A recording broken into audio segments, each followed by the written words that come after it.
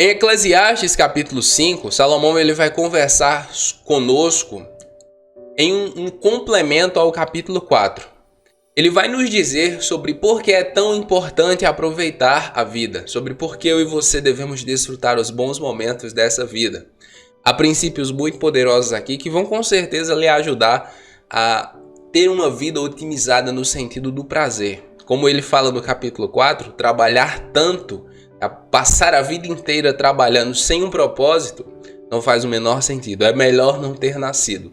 Mas no 5 ele vai nos dizer como aproveitar a vida e por quê. Então fique comigo aqui até o final, com certeza que vai edificar muito sua vida. Lembrando que se você ainda não se inscreveu no canal, se inscreva clicando no botão vermelho aqui embaixo. Clique no sininho e ative todas as notificações e não esqueça de deixar o like. Seu like ajuda demais na divulgação, deixe agora para você não esquecer.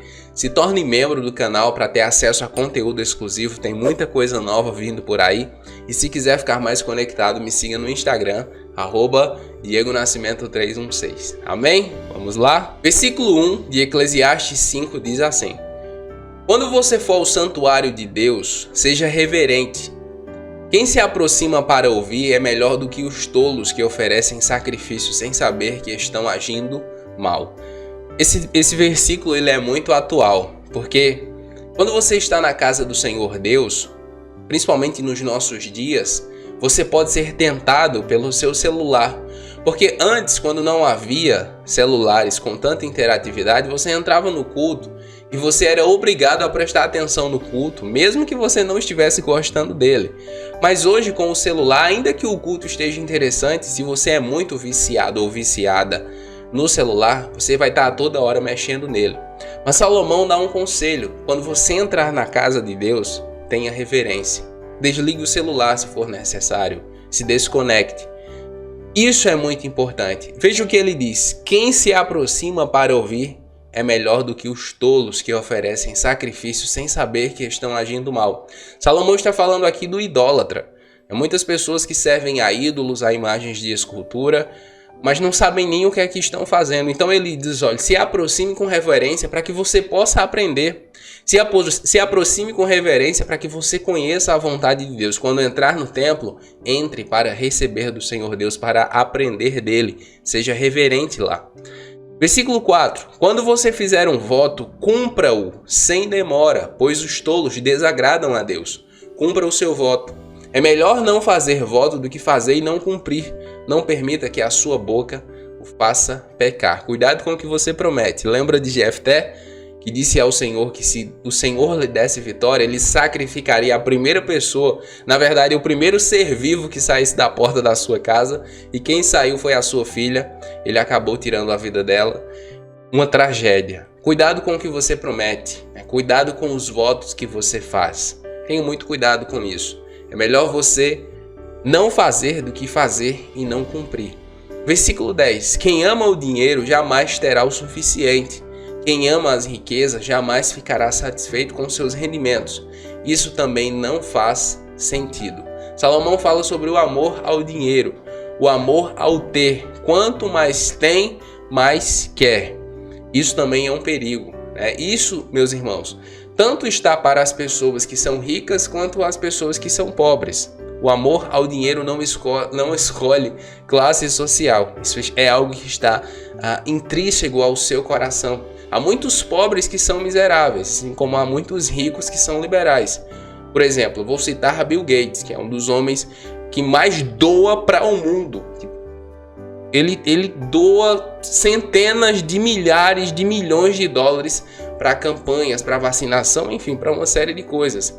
Ele, por abrir mão de tanta riqueza, é que ele deixou de ser o homem mais rico do mundo, até porque com a quantidade de dinheiro que ele tem, se ele vivesse 600 vezes ainda não dava para acabar da forma como ele vive. Mas há muitas pessoas que não têm tanto e são miseráveis, sempre assim, o dinheiro é o seu ídolo, querem ter mais sempre, enfim. Então tenha muito cuidado com isso. Versículo 12. O sono do trabalhador é ameno. Quer coma pouco, quer coma muito, mas a fartura de um homem rico não lhe dá tranquilidade para dormir.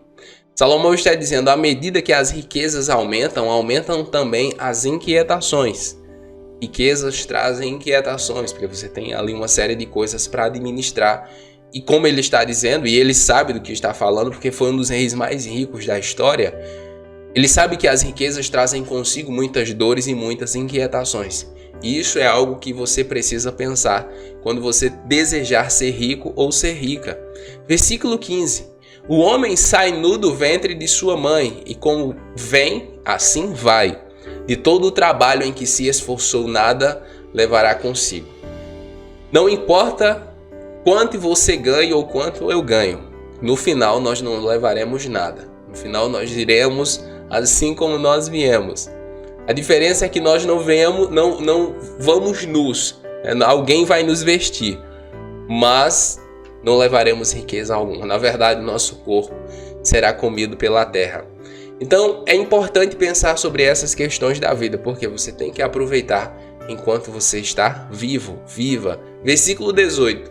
Assim descobri que, para o homem, o melhor e o que mais vale a pena é comer, beber e desfrutar o resultado de todo o esforço que se faz debaixo do sol durante os poucos dias de vida que Deus lhe dá, pois essa é a sua recompensa. Salomão está dizendo: aproveite a vida, comer, beber, desfrutar o resultado de todo o seu esforço. Para nós cristãos, é uma coisa que nós fazemos muito. Agora, nesses dias de distanciamento social, nós não temos podido fazer muito. Mas, por exemplo, nos cultos, durante a semana, nós vamos a cultos em lares, em cultos nas casas. E sempre tem lanche, sempre nós estamos comendo, celebrando, fora as confraternizações de final de semana, almoço, enfim. Então isso é algo que nos diverte muito, que nos aproxima muito, comer, beber e desfrutar o resultado do seu trabalho. Eu particularmente gosto muito de gente, não é à toa que eu estou aqui com Jesus e a Bíblia. Eu gosto muito de pessoas, de interagir, ter amigos, amigas, enfim. Mas há pessoas que se isolam demais, e aproveitar a vida passa diretamente pelos relacionamentos que você constrói, pelo número de amigos que você vai ter ao final dela. Então, veja se você não está se isolando demais, se você não está trabalhando demais, se isolando demais e fazendo com que a sua vida seja uma amargura. Versículo 19. E quando Deus concede riqueza e bens a alguém e o capacita a desfrutá-los, a aceitar a sua sorte, a ser feliz em seu trabalho, isso é um presente de Deus. Raramente essa pessoa fica pensando na brevidade de sua vida, porque Deus o mantém ocupado com a alegria do coração. Salomão está dizendo: olha, aproveitar a vida é uma bênção. E quando Deus concede riquezas e bens a alguém e o capacita a desfrutá-los, isso é uma bênção. O Senhor, meus irmãos, Ele sempre está nos presenteando com mais do que nós precisamos. O problema da nossa geração é muitas vezes um coração ingrato. Muitas vezes nós não paramos para prestar atenção nas minúcias da vida, nas minúcias da ministração do Senhor Deus, no que Ele está querendo nos ensinar. E nós focamos tanto no que nós queremos que acabamos perdendo esse sentimento de gratidão. É muito importante que você cultive um sentimento de gratidão. O apóstolo Paulo, escrevendo as suas cartas no Novo Testamento, ele diz que a gratidão deve ser uma atitude constante nas nossas vidas.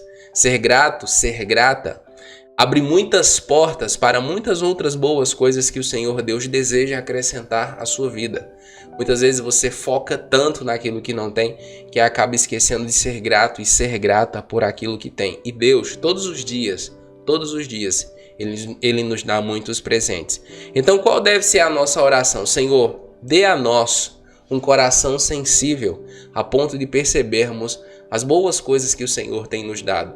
Meus irmãos, eu aprendo tanto com Davi, com Moisés, porque esses dois homens, por exemplo, Davi vivia cuidando das ovelhas do seu pai, mas com a funda que ele usou para defender as ovelhas do seu pai, ele derrubou Golias. Ou seja, algo do cotidiano, Deus usou algo do cotidiano dele para promovê-lo. Da mesma forma, Moisés.